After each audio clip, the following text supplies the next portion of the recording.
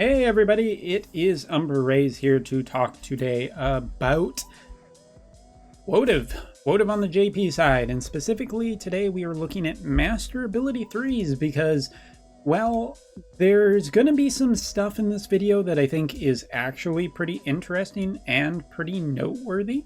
So really quickly, I'm just going to say that this probably won't be viewed as positive by the community, and I can see why. So let's get right into it, because I will talk about Master Ability 2 for Old in a second here, but the big story is Master Ability 3s are now being gated behind certain content. Take Fina, for example. Now, Fina is one of the characters today who has gotten her Master Ability 3. You're at level 99, you have the character up to level 99, then you can get this ability. That's a good thing.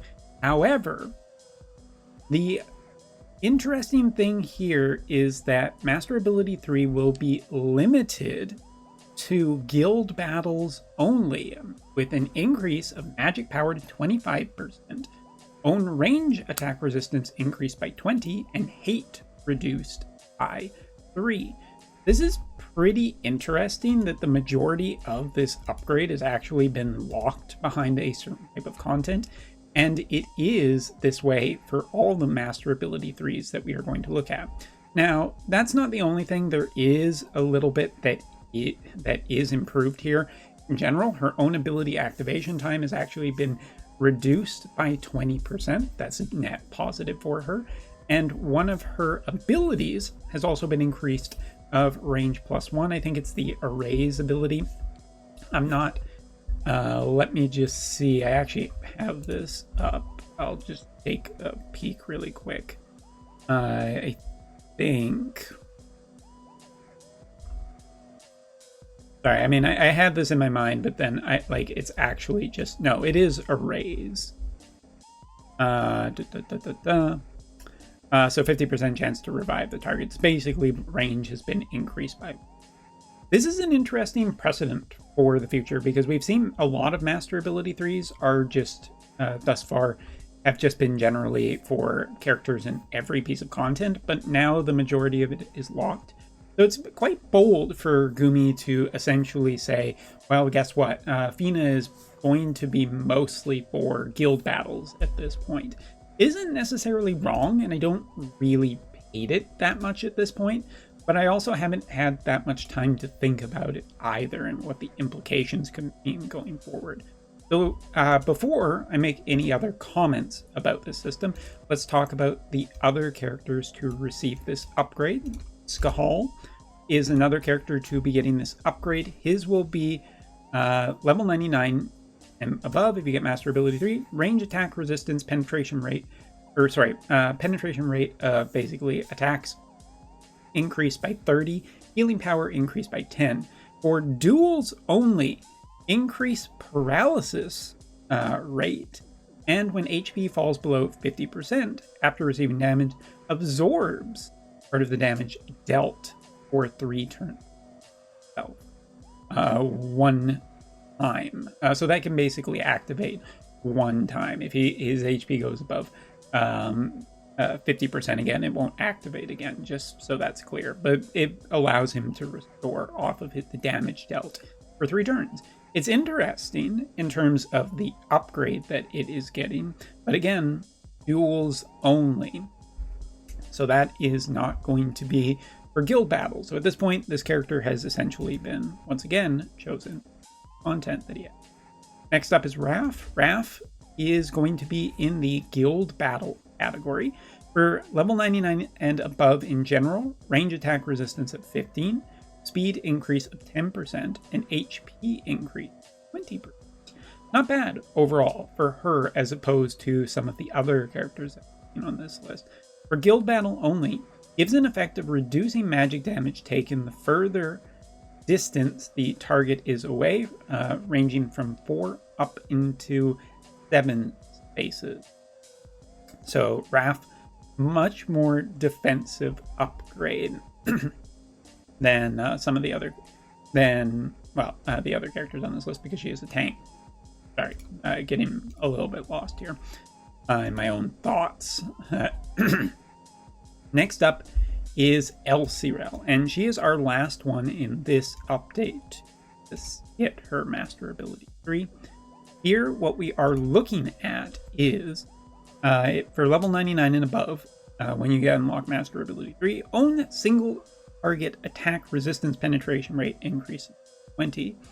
For quests only, AP consumption down by 30%, damage limit increased by 2,000, and damage reduction increased by 10, and Drain Rush has also been strengthened.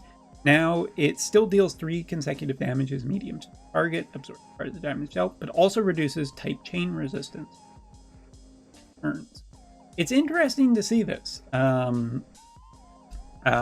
overall, to see how characters are essentially going to be classified in the future, that the majority of the upgrades that we are getting from Map 3 with story characters seem to be just focused towards specific types of content.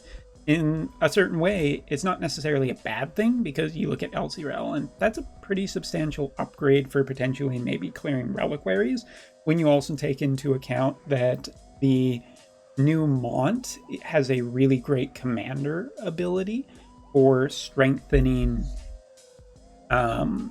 light slash.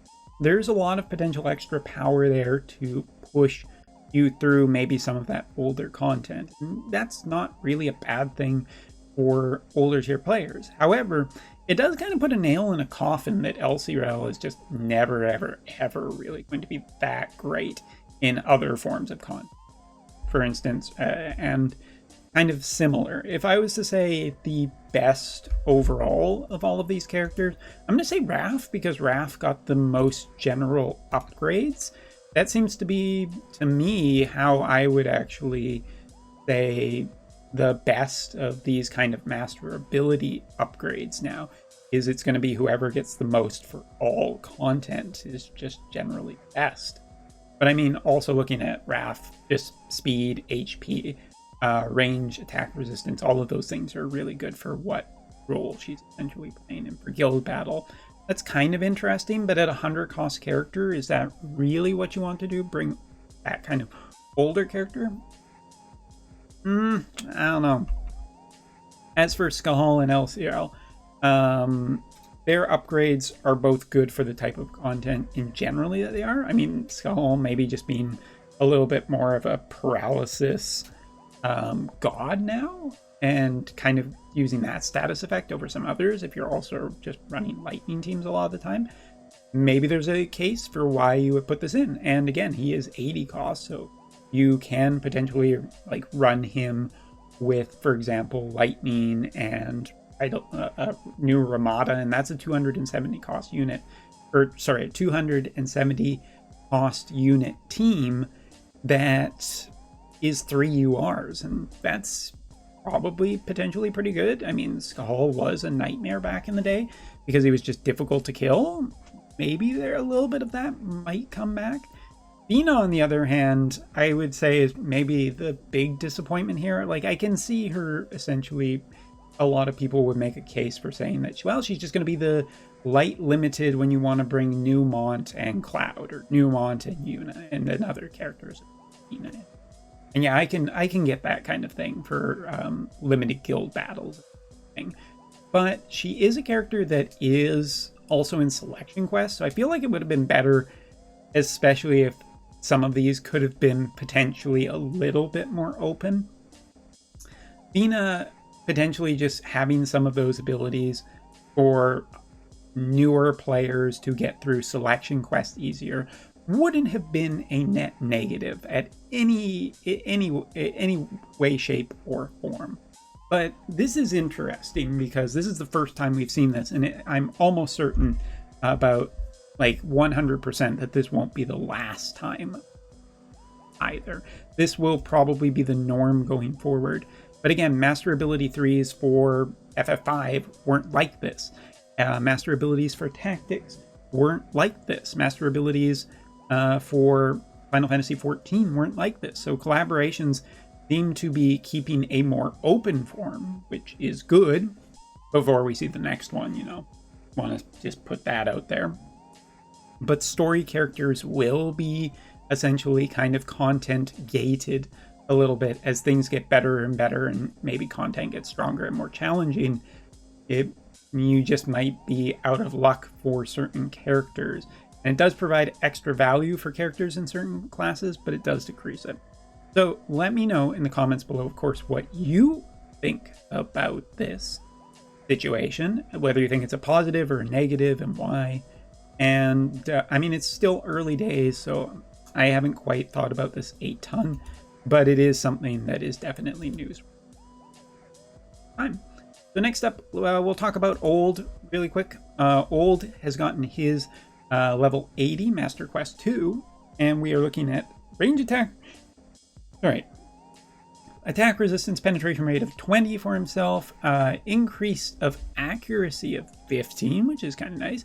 Double drain has also been improved, range +1 on it now, and will also reduce physical damage taken the wider the attack range of target within range. So yeah, it basically allows him to essentially be a little bit better at his job, a little bit more up to date, I guess you would say, compared to some other characters. I'm not super over the moon about this at all, but it's also not like any kind of really negative. Other things to comment about really quickly, the vision card does still look pretty good. I'm pretty happy with it and kind of interested in try-harding a little bit for it, but it is a little bit difficult right now with my resources being so low. That's kind of why you don't see much poll videos. Also, JP does have this, another select vision card banner. You do get the selected vision card up to 99. Just so people know, it does include excuse me, up to Gigantacactar, and for regular VCs, it does seem to include up to the Aiden vision card. So if that's something you are potentially interested in, that might show up on Global in the near future if it's not there already. But it seems like they are still doing some of these select 99. Anything else that I need to talk about? Oh, sorry, it was just to 100% clarify, attack resistance penetration, but AoE penetration for Old. Just so I'm 100% clear. Other than that, for this update, there is, of course, the FF5 update, which is active right now. I don't have any of that material at this point, so I will probably make a video about it later. But anyway, that will be all for this video. Thank you so much for watching. Take care and see you.